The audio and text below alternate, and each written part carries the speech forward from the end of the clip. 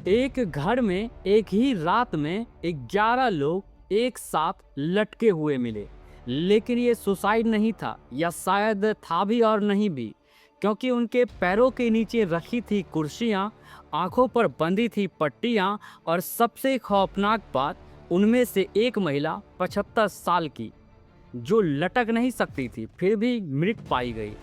तो सवाल ये है, क्या ये मास सुसाइड था या किसी ने पूरे परिवार को कंट्रोल किया था?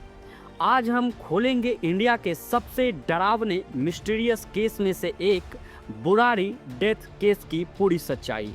नमस्कार दोस्तों, आप देख रहे हैं ट्रुथ डिकोड, और आज का ये वीडियो आपके दिमाग को हिला सकता है, क्योंकि ये कोई फिल्म नहीं है, ये एक सच्ची घटना है जो 1 जुलाई 2018 को दिल्ली के बुराड़ी इलाके में हुई थी, जहां एक ही परिवार के 11 लोग अपने ही घर में अजीब हालत में मृत पाए गए।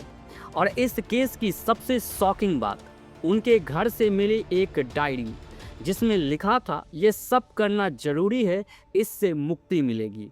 बुराड़ी दिल्ली का एक सामान्य सा इलाका, जहां भाटिया परिवार पिछले कई सालों से रह रहा था। परिवार में था नारायण देवी, जिनका उम्र 75 साल था, उनके बेटे भवनेश और ललित, बहुएं भी थी, बच्चे भी थे। कुल 11 लोग थे परिवार के अंदर। बाहर से देखने पर ये एक खुशहाल परिवार था।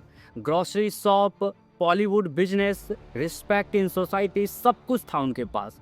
लेकिन इस परिवार के अंदर कुछ ऐसा चल रहा था जिसे कोई नहीं जानता था। 2007 में परिवार के मुखिया की मृत्यु हो गई, और इसके बाद ललित भाटिया का बिहेवियर बदलने लगा। कहा जाता है कि ललित को अपने पिता की आत्मा दिखने लगी थी। 1 जुलाई 2018 की सुबह एक पड़ोसी दूध देने आता है, लेकिन दरवाज़ा नहीं खुलता। वो खिड़की से झांकता है, और जो वो देखता है उसके होश उड़ जाते हैं। घर के अंदर 11 लोग छत से लटके हुए, सबके हाथ बंधे हुए, आंखों पर पट्टी, मुंह पर कपड़ा, और सबसे अजीब, उनके पैरों के नीचे रखी थी कुर्सियाँ। पुलिस आती है, पूरा इलाका शॉक में। पहले लगा ये मास मर्डर है, लेकिन जैसे जैसे इन्वेस्टिगेशन आगे बढ़ी, कहानी और भी डरावनी होती गई। पुलिस को घर से मिली 11 डायरीज, और इन डायरीज में हर एक स्टेप लिखा हुआ था। कैसे खड़े होना है, कैसे आंख बंद करनी है, कब क्या करना है। और सबसे शॉकिंग लाइन जो डायरीज में लिखा हुआ था, वो था, डरो मत, कुछ नहीं होगा, भगवान बचा लेंगे। इस रिचुअल को कहा गया वर का पेड़ साधना। जैसे पेड़ की जड़ें फैलती है, वैसे ही फैमिली को ग्रो करना था। लेकिन ये एक्सपेरिमेंट मौत में बदल गया।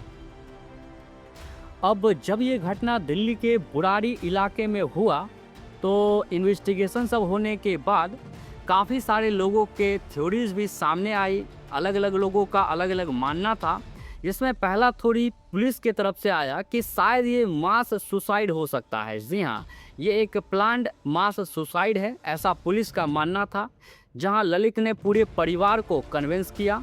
वहीं पर दूसरा थ्योरी ये आया कि ये साइकोलॉजिकल कंट्रोल भी हो सकता है, यानी माइंड के साथ कुछ खेलना। ये एक केस है शेयर्ड साइकोसिस का, जहां एक इंसान का डिसीजन पूरे परिवार में फैल जाता है।